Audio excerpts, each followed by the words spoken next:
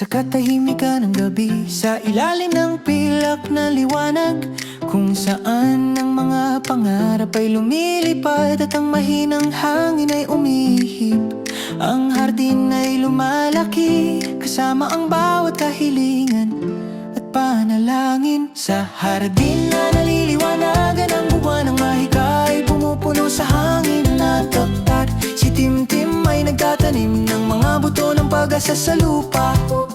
Sa bawat kahilingan, isang bagong panaginip ang muling nabubuhay.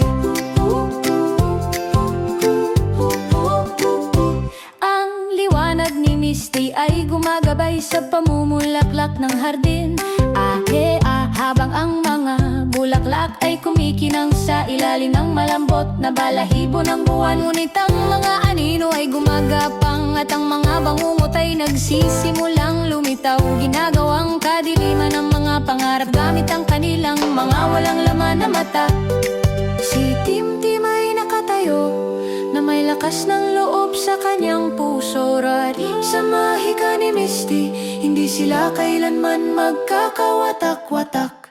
Sa hardin na naliliwanagan ang buwan ng mga pangarap ay nabubuhay. Cheers sa ilalim ng mga bituin, kung saan ang mga pag-asa ay uunlad. Sa liwanag at pagmamahal, pinoprotektahan nila ang gabi.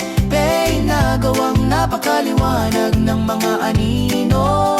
Bumubulong si Timtim, manatiling matatag, munting bulaklak kaeng, habang lumalaban ang mga bangungot sa pinakamadilim na oras. Ngunit sa bawat pag-aplos, lumalakas ang liwanag ng hardin. Bate at ang alikabok ng mga bituin ay umuulan.